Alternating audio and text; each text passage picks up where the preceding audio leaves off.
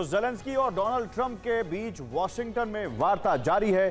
अब से कुछ मिनटों बाद ट्रंप ओवल ऑफिस में नेतन्याहू के साथ भी बंद कमरे में बैठक करेंगे। यह मीटिंग ऐसे वक्त पर हो रही है जब पश्चिम एशिया से लेकर यूरोप तक 7 समंदर धधक रहे हैं। माना जा रहा है कि वॉशिंगटन में हो रही बैठकें महायुद्ध की पृष्ठभूमि लिखने वाली है। डर है बंद दरवाजे के पीछे होने वाले फैसले ईरान युद्ध और यूक्रेन युद्ध को एक फ्रंट पर ला सकते हैं। कैसे, इस रिपोर्ट में देखिए। यूक्रेन के विदेश मंत्री आंद्री सिबिहा ने ईरान को 2022 से अब तक के कत्लेआम का जिम्मेदार ठहराते हुए कहा कि ईरान की धमकियों का कोई आधार नहीं है। वो यूक्रेन के खिलाफ रूसी हमलों में सीधा भागीदार है। ईरान को खुद को पीड़ित बताने का कोई अधिकार नहीं है। तो पश्चिम एशिया से यूरोप तक 7 ऐसे समंदर हैं जो इस वक्त बारूद से या तो धधक रहे हैं या फिर यहां तनाव रेड लाइन पार कर चुका है और किसी भी वक्त बारूदी बारिश शुरू हो सकती है। अरब सागर में मौजूद फारस की खाड़ी और ओमान की खाड़ी में ईरान और अमेरिका आमने सामने हैं। वहीं लाल सागर में सऊदी और हूती के बीच युद्ध जारी है। दोनों एक दूसरे पर हमले कर रहे हैं। हालांकि ये फ्रंट अप्रत्यक्ष रूप से ईरान अमेरिका जंग का ही हिस्सा है। अब यूरोप की बात करें तो यहाँ अजोव सागर में यूक्रेन रूस के समुद्री मार्गों पर हमले कर रहा है, उसके शिप दहला रहा है। तो वही काला सागर में भी भीषण बारूद बरस रहा है। यहाँ रूस यूक्रेन के ओडेसा पोर्ट पर हमले कर रहा है तो यूक्रेन क्रीमिया को दहला रहा है।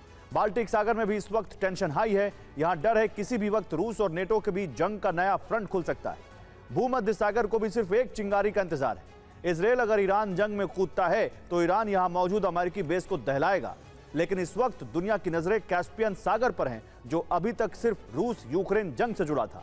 लेकिन अब यूक्रेन यूएस वर्सेस रूस ईरान जंग में बदलता नजर आ रहा है और इसी वजह से कैस्पियन और इसकी वजह है कैस्पियन सागर में मौजूद ईरानी शिप पर यूक्रेन का हमला, जिसके बाद कैस्पियन सागर समंदर की जंग का एपिसेंटर बन चुका है। डर है कि सभी 7 समुद्रों की जंग एक ही फ्रंट पर आ सकती है।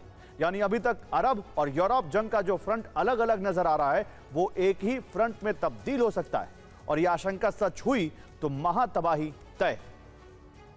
दावा है कि ज़ेलेंस्की ईरान युद्ध में मदद के बदले अमेरिका से पैट्रियट मिसाइलों की मांग करने वाले हैं, जिस पर बात बनी तो कैस्पियन सागर में हमले आगे भी जारी रह सकते हैं। यानी एक तरफ यूक्रेन रूस पर हमले तेज करेगा तो वहीं दूसरी तरफ कैस्पियन में ईरान की मदद रोकेगा। रिपोर्ट्स हैं कि बेंजामिन नेतन्याहू भी युद्ध विस्तार के पक्ष में है, इसीलिए वो ईरान के परमाणु प्रोग्राम से जुड़ी रिपोर्ट ट्रंप के सामने पेश करने वाले हैं। अगर अमेरिका ईरान पर हमले शुरू करता है तो इजराइल भी जंग में ईरान पर सीधे हमले करेगा। साथ ही कैस्पियन में रूस ईरान संपर्क काटने के लिए हमले कर सकता है कि बातचीत की बातें ना समझी हैं। यूक्रेन के युद्ध में शामिल होने से एक और विश्व युद्ध छिड़ने की संभावना है। तीसरे विश्व युद्ध के सभी संकेत स्पष्ट हैं। और अप्रैल में अमेरिका ने ईरान की समंदर में नाकाबंदी की। ईरान के दक्षिणी तट से जहाजों के जरिए होने वाली सप्लाई को रोक दिया गया, लेकिन उत्तर में मौजूद कैस्पियन सागर से ईरान की सप्लाई जारी है। ये समंदर चारों तरफ से जमीन से घिरा है। इसके एक तरफ अजरबैजान है तो दूसरी तरफ तुर्कमेनिस्तान और कजाकिस्तान मौजूद है। इसके उत्तर में रूस और दक्षिण में ईरान है। ऐसे में अमेरिका चाहकर भी यहाँ नाकाबंदी नहीं कर सकता। यही वजह है कि रूस से ईरान समंदर के रास्ते सीधे जुड़ा हुआ है। अब एक्सपर्ट्स मान रहे हैं कि यूक्रेन को इस मोर्चे पर उतारा गया है।